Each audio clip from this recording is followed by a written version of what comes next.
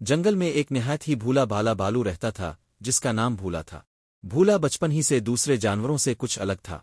जब बाकी जानवर खेल कूद में वक्त गुजारते, वो खामोशी से किसी दरख्त के नीचे बैठा चाय के ख्वाब देखता रहता। जी हाँ, चाय। वो बचपन ही से चाय का दीवाना था। ना सिर्फ पीने का शौकीन बल्कि बनाना भी इसे आता था।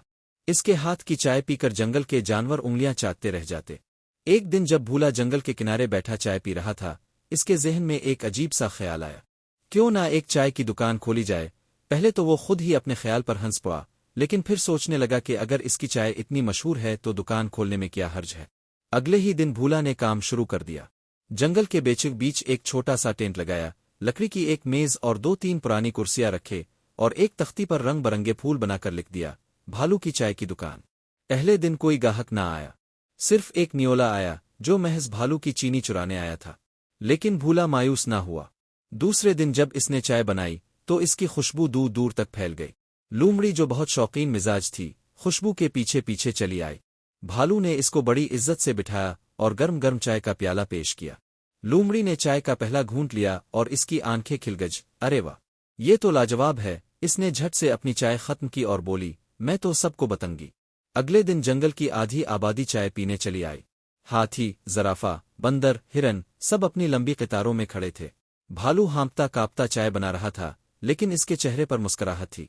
इसकी मेहनत रंग ला रही थी। जल्द ही भालू की चाय जंगल भर में मशहूर हो गई। न सिर्फ जंगल के जानवर बल्कि करीबी गांव के कुछ इंसान भी इसकी चाय के दीवाने हो गए। एक दिन एक गांव का चौधरी अपने नौकरों के साथ आया और भालू से चाय मांगी। भालू ने इज्जत से उनकी खिदमत की और चाय पेश की। चौधरी ने चाय पी तो हैरान रह गया। क्या बात है, ऐसी चाय तो कभी नहीं पी। इसने भालू को शहर में दुकान खोलने की पेशकश की, लेकिन भालू ने नरमी से इनकार कर दिया। मैं अपने जंगल में खुश हूँ। यहाँ की हुआ, यहाँ के दरख्त मेरे अपने हैं। लेकिन जहाँ शोहरत हो वहाँ हसद भी होता है।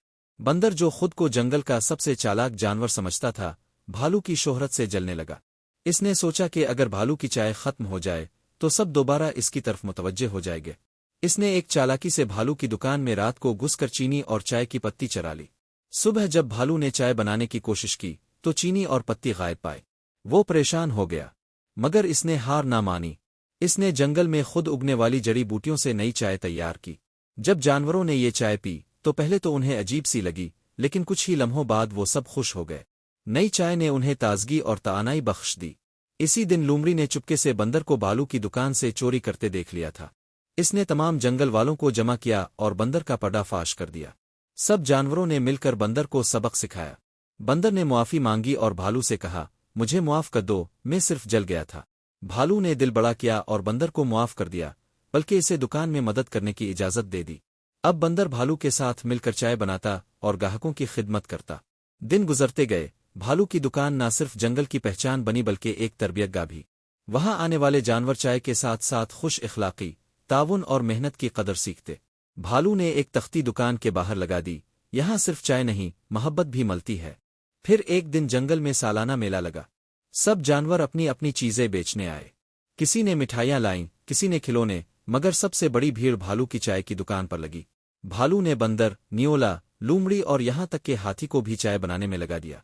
सब दोस्त बन चुके थे। इस मेले में जंगल के बादशाह शेर ने भी शिरकत की।